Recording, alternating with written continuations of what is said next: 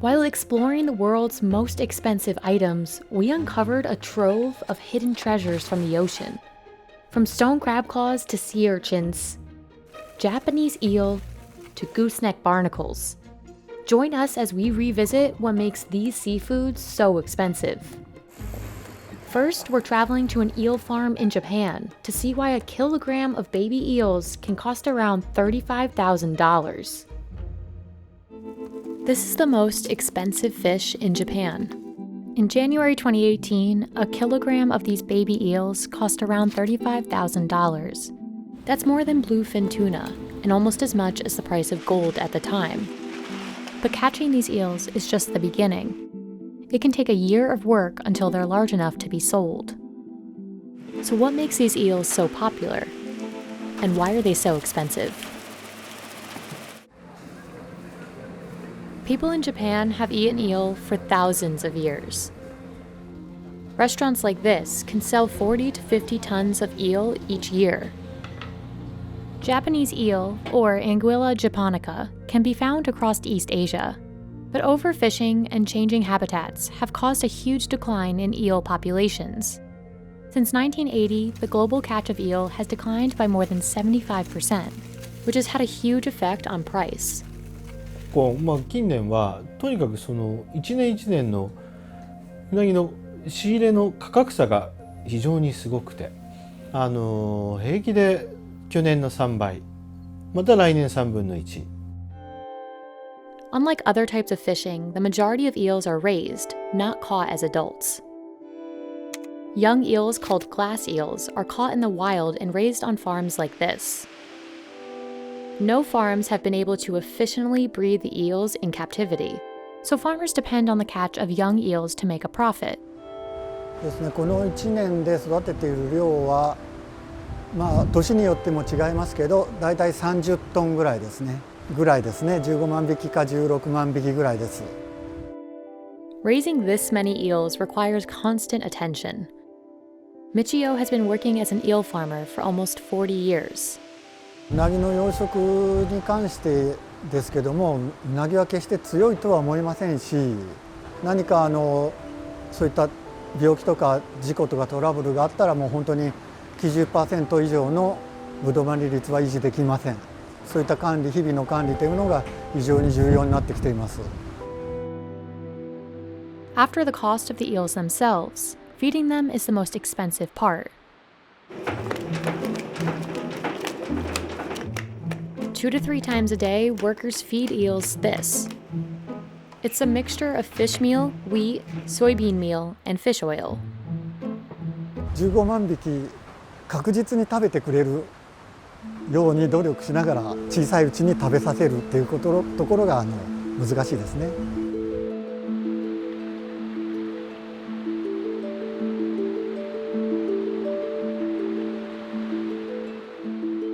最初はそこから始まりますので、その時期は非常に気を使いますね。もうその一つの池が何か事故とか何かあればもう全部終わってしまいますので。After 6 to 12 months of work, eels are big enough to be sold. Workers unload the eels and sort them by size to determine where they'll be sold. Experienced workers can quickly tell the difference just by feel. Some of these eels will end up at restaurants like Serugaya, which has been serving eel for over 150 years. That high demand is part of the reason young eels are so expensive. The final dish is called kabayaki. It may look simple, but preparing it takes years to master.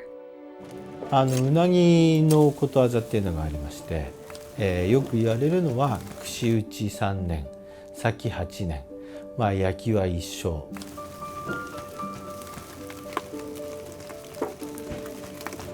Workers prepare eel live to maintain freshness, but this makes handling much more difficult. Workers remove the bones and cut eels to the proper size for the skewers. 焼きは一生、一生っていうことは要するに死ぬまでかかるってことですけれども。Eel has to be constantly monitored while it's cooking to achieve even grilling. やはり硬すぎず柔らかすぎず。 Chefs steam, then grill each eel 3 times, dipping it into sauce between each grilling. 実際の食べる美味しさ、それを両立させるっていうことが蓋を開けた時の見栄えが美しい。 Kabayaki presented in a lacquer box with rice is called unaju. It can cost up to $91 depending on the price of adult eel. If prices are too high, restaurants struggle to make a profit. うなぎの資源量に関してはやはり我々うなぎ屋さんみんな死活問題ですから、非常にそれは皆さん考えていると思います。僕も当然そうですし。 In Japan, eels are eaten year-round, but consumption peaks in the summer, and it's become a big part of some local economies. But the high demand has caused concern. In 2014, Japanese eels were classified as endangered. And because of low domestic catch, the majority of eels eaten in Japan are imported from China and Taiwan. やはり必要量よりも少ないと高騰してくる。高騰してきた時に生産者が、どういうふうな利益というをそれのバランスをどう取っていくかというのが非常に課題が大きいということになっています今。 There have been efforts to improve the eel population, like regulating fishing, releasing adult eels back into the water, and researching how to hatch eels in farms. But the future of Japanese eels remains unclear, and the price is likely to increase with demand. Stone crab claws are one of the priciest seafoods you can buy. And depending on their size, a pound of claws at a restaurant can cost as much as $70. But catching these crabs is hard work. Strangely enough, fishers can only harvest the claws from the crabs, while the bodies must be returned to the ocean. So what makes these claws so coveted? And why are they so expensive? You can only fish for stone crab on the southeastern coast of the US, Cuba, the Bahamas, and Mexico. And it's Florida where more stone crabs are caught than anywhere else. These crustaceans are markedly more expensive than other popular crabs. A pound of claws can cost 2 times the price of Alaskan snow crab legs. Part of what makes these crabs so costly is the labor-intensive process of catching them. There's a nice crab. Ernie Piton Jr. has been commercially fishing for stone crabs for over 40 years. With limited time to harvest each year, his crew must start their days early, sailing out before the sun rises. The process begins with dropping traps down to the ocean floor. This is probably the funnest part, you know? You get to be a little more physical, you know what I mean? It's a little bit of a rhythm thing going on here. It's like dancing mariachi.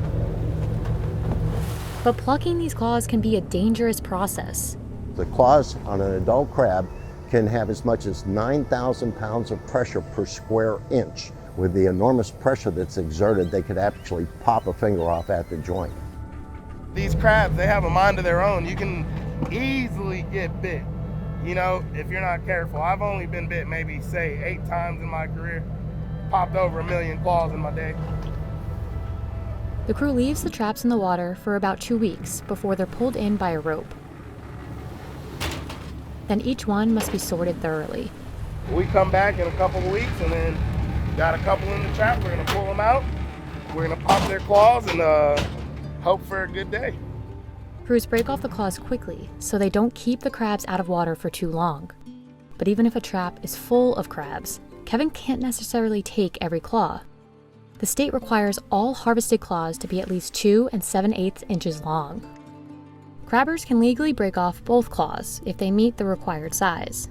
The ones that look smaller, we measure them on the gauge, like that one. Crabs are one of few animals that can regenerate. When a crab loses a claw, or 2, it can grow each one back in time. On average, claws can take up to 3 years to grow large enough to harvest again, which is why the state requires that crabbers pay close attention to each claw's size. This ensures fishers don't remove one prematurely. But despite the claw's ability to regrow, some researchers have questioned the sustainability of this system. The Florida Fish and Wildlife Conservation Commission found that 46 to 82% of crabs died from the loss of 2 claws, while 23 to 59% died from the removal of 1. That's compared to just 12.8% of crabs that died when no claws were removed. Crabs can also only regrow a claw if the joint that linked it is left intact. Otherwise, they'll bleed to death. This makes the way these claws are broken all the more important for preserving the fishery's future. Hiring enough people to make the operation run smoothly is another reason for the high price of these claws. And then there's one other cost you'd never expect. Each trip requires 900 pounds of pig's feet for bait, and that's just about half of the total cost of fishing for the day. Normal running cost to go stone crabbing a day is about $1,100 to leave the dock. Bait prices have gone up, fuel prices have gone up, the trap tag prices have gone up. After 10 hours on the boat, Ernie's crew must boil and ice their catch as soon as they return. Otherwise, the claws won't stay fresh.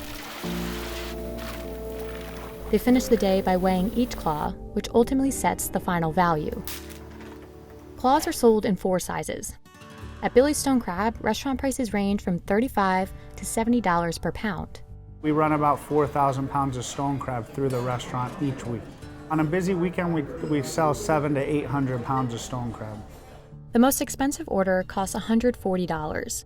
The plate is made up of 4 7-ounce colossal claws, which yields just under 1 pound of crab meat. Fresh cooked claws sold on ice are less expensive, but even then, the mediums will cost you $29 per pound.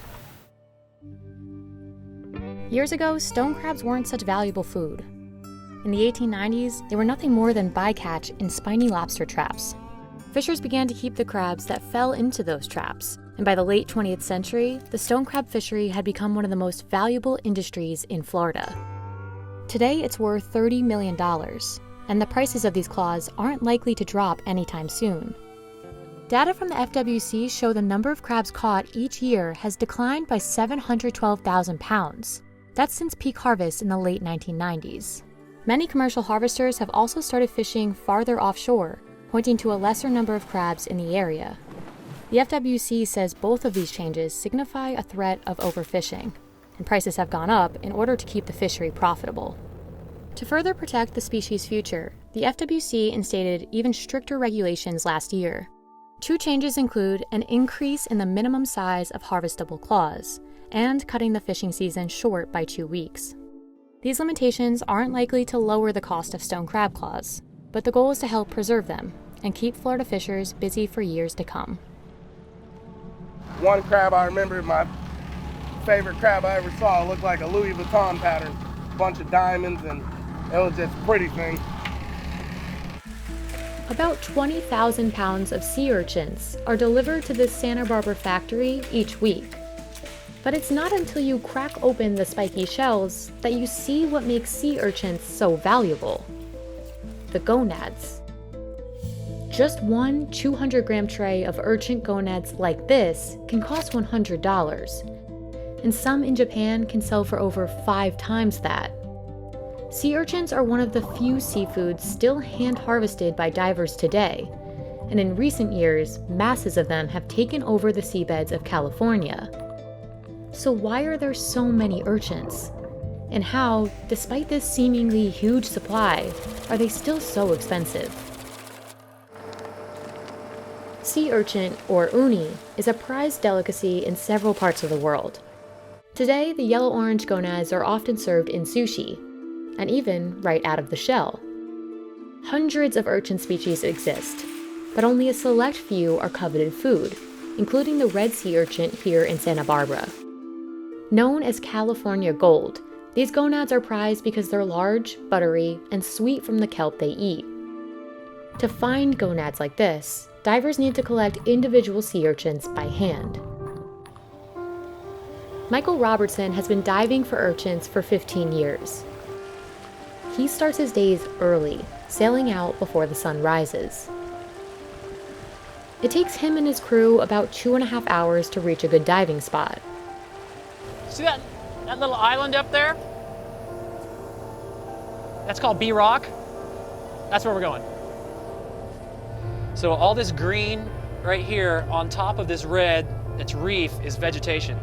That's a good thing. That lets us know it's not sand and it's just not bare rock. If there's vegetation, maybe there's urchins. Michael looks for abundant kelp forests to help him decide where to dive. More kelp typically means better quality urchins. 2010, on a good day, a diver could harvest maybe up to 2,000 pounds a day of good quality sea urchins. Now the divers are typically coming in with about 300 to 500 pounds a day, so a quarter of the amount. But surprisingly, parts of California's seabeds are full of urchins. If they wanted to, they could still bring in 2,000 pounds a day. There's a lot of sea urchins out there, but there's a lack of kelp. So even if you bring in 2,000 pounds, if they're not marketable, then we don't harvest them. If you want to compare how it was to how it is, this was solid kelp from here all the way in, all the way down. And now you have just little pockets here and there. That lack of kelp impacts the value of red sea urchins. It also strains the ocean's ecosystem and the species that rely on kelp forests for habitat. Along with warming waters and pollution in recent decades, a certain sea urchin is to blame. Sea urchins can survive for years without eating, even without gonads. And after the decline of sea stars, one of its predators, in 2013, the purple sea urchin population exploded, consuming more than 95% of California's kelp forests as it grew. Purple urchins are smaller and produce fewer gonads, so there's little commercial demand for them. And as purple urchins multiply and eat more kelp, red urchins with good gonads become harder for divers to find. Finding the right spot to dive is just the first challenge. Getting your hands on these spiky creatures is the main one. Some people wonder if sea urchin diving is a dangerous occupation. It can be as dangerous as you allow it. If you don't keep really tight tabs on your gear and the mechanics of your boat, it could easily kill you. To make the job easier, Michael and his partner Fred need specific tools. So this is the one essential piece of equipment everybody has to have. It's called a rake. It's custom made. Everybody has their own take on how they like to have it done. I've got all these fancy colors on mine because if I ever drop it, I'll be able to see it on the bottom. And my daughter loves putting the tape on.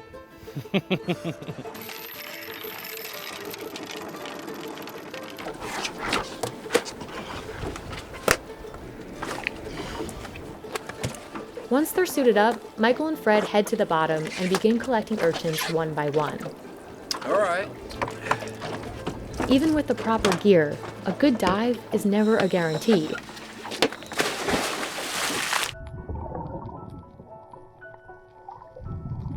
Typically, there are only about 5 gonads inside each urchin. And without enough kelp for the urchins to feed on, the gonads start to shrivel up. In some cases, an urchin will be totally empty inside. We do crack urchins on the bottom so that we can see what we're picking, if there's enough product inside, and what the color's like inside. To make things more challenging, Michael can only harvest urchins at least 3 1/4 inches in size. You can't just go out and pick empty urchins. So there's a lot more empty urchins than there is beautiful, packed urchins that you want to sell. Depending on what they're eating, depends on the grade of the urchins. We got lucky on that one. Oh, right on. Sounds good. Okay, cool, man. See you on the inside there. After a 12-hour day to the islands and back, Michael returns with 750 to 900 pounds of urchins. The shelf life of fresh urchins is short, so they need to be delivered to processors that same night. By 4 a.m., Gene Damachi's team is already cracking and cleaning each one by hand. And today we probably have about 10,000 sea urchins to go through. The gonads are extremely fragile, and they only stay fresh for about a week. Workers crack each urchin down the middle to avoid breaking any of the gonads inside. Then it's time for one of the most crucial parts of this process, cleaning the gonads. This stage requires sharp attention to detail. If workers don't totally remove the intestines inside the urchin, the gonads degrade faster. And if any of the gonads rip during this process, they immediately drop in value. If the gonad breaks, then it drops a grade or two. And when it goes from an A++ grade and we have to drop it down to B grade, the value is maybe about a quarter of what it could have been. Workers then sort the gonads by color, making sure each tray has a uniform shade of yellow or orange. After they've packed each wooden tray, they use tweezers to inspect each gonad again and gently remove any remaining kelp, shells, or spines. The most valuable gonads make up the A++ grade. Gene sells a 200-gram premium tray like this for $100. These uni are bright yellow or orange and come only from the sweeter male urchins. They're primarily sent to restaurants. But Gene doesn't come by this quality of gonad often. He typically only finds one premium gonad out of every 100 urchins. Sea urchin gonads weren't always valuable food in the US, particularly in the 70s, just before Gene's father opened Tradewind. The government used to ask the divers, the local divers, to smash them, kill them at the time, until a Japanese person came along and said, no, this is actually a delicacy in Japan. And after many trials and errors, we also found out that Santa Barbara sea urchin is actually really, really good, like one of the best in the world. Santa Barbara urchin was traditionally shipped to Japan until economic collapse stalled things in the mid-90s. Fortunately for Gene's family and other US producers, a sushi boom took off in the US around the same time. Those of us that was able to make the transition from the Japanese market into the US domestic market survived at the time. Today, Gene ships his product across the US. Uni is one of the few seafood out there that they really haven't perfected farming yet. Until somebody figures that out, uni is probably going to be a limited, highly sought after item. This ultimately raises the price of rare premium gonads.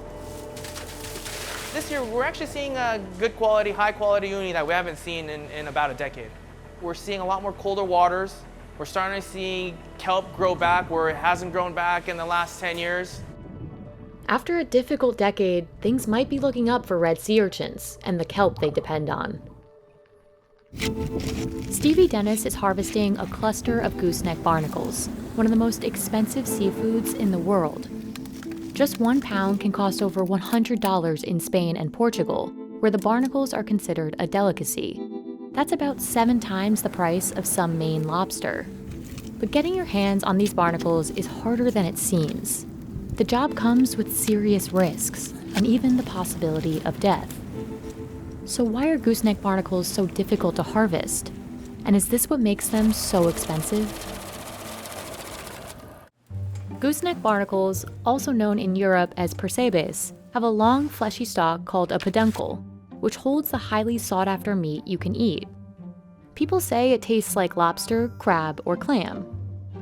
They grow in intertidal zones, including in Spain, where an average of 5 people die trying to harvest them each year. They also grow here, off the coast of Vancouver Island.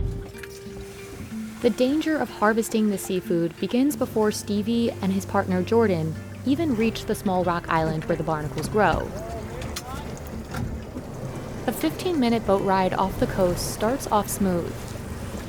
But wait a little longer and the waves will be thrusting high as Stevie attempts to make the leap from the boat onto the rocks.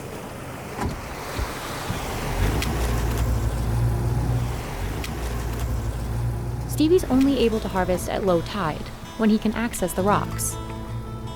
He can harvest only as long as the tide will allow him, which is just a few hours a day. Outside of this limited window, the barnacles are covered by water and too dangerous to harvest. It's not like you have a full 8-hour window to go harvest as many goosenecks as you can. You have this very short window and you're gonna try and capitalize on that. It's essential for Stevie to do the job fast, but carefully. He harvests while constantly checking the tide. One slip and the waves could take him under. It just boils down to skilled labor It's not a job that anyone can do, especially when you're working with a small team of people. You want to have full trust that both individuals can drive a vessel, both individuals can harvest. You have each other's back out there. To add to the risks, the most prized barnacles thrive in the most dangerous spots on the island. These ones are denser and packed with meat, and they grow on the edge of the rocks where the waves are constantly thrashing against them. The barnacles here must feed more often so they can grow bigger to withstand the surf, which is how they're able to cling more tightly to the rocks. But this also makes them especially difficult to remove. Stevie uses a leaf spring tool to pry out clumps of gooseneck barnacles. My uncle gave it to me. He used to harvest goosenecks. At times, he uses his hands to pull them out one by one. While worrying about his own safety, Stevie must also be careful with how he harvests the barnacles. Harvesters try to avoid taking or harming other organisms attached to the barnacles, and they take extra care not to damage the gooseneck barnacle itself, since slicing through it will automatically lower its value. Marketable barnacles will have a hard white plate at the end that's about 15 to 30 millimeters long. The peduncle should be between 20 and 80 millimeters. At each harvest site in Vancouver, less than 10% of the barnacles will be considered marketable. You want some with length, It's like, picture a forest.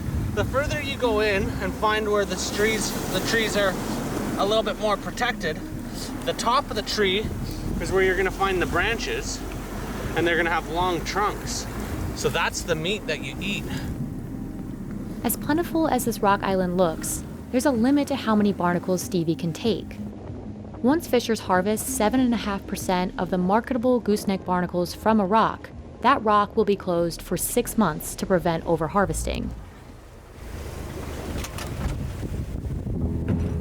After Stevie and Jordan return, they transport the barnacles to local restaurants.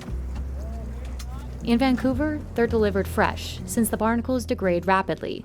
And if frozen, they'll lose much of their texture and flavor when thawed, making them less valuable. Say for salmon, you can serve fresh salmon and then you can freeze it and then you can smoke it, and you can push the longevity of that product months. Goosenecks aren't like that. They're nice and fat. Yeah, that's what I was looking for. The barnacles are graded on an A, B, and C scale, based on how much meat they hold. Your A's are going to be aesthetically quite pleasing, very full, and then firmness of meat. Grades aside, 1.5 to 2 pounds of gooseneck barnacles will typically only yield just over half a pound of meat. I want to prepare them as cleanly as possible, which means you can taste all of the flavor that's inside. And for me, it tastes like the ocean. That looks like the head of a dinosaur, doesn't it? With the eye and I always call them dinosaur toes. In Vancouver, gooseneck barnacles have long been a traditional source of food for the members of the Nuu-chah-nulth First Nations. Today, Stevie hopes to sell gooseneck barnacles for $20 a pound. That's about $6 more than the cost per pound of hard-shell lobster. But in places like Spain and Portugal, percebes are considered a delicacy, which is why they can cost even more, sometimes over $100 per pound. Prices are especially high in the summer and around the holidays, when the people there eat percebes most often. As gooseneck barnacles pop up in more high-end restaurants in Canada and the US, the demand could grow in that region of the world. But for now, the value of this crustacean is clear enough to the locals in Vancouver. People will say, what does it taste like? Is it like a crab, like a shrimp, like a lobster?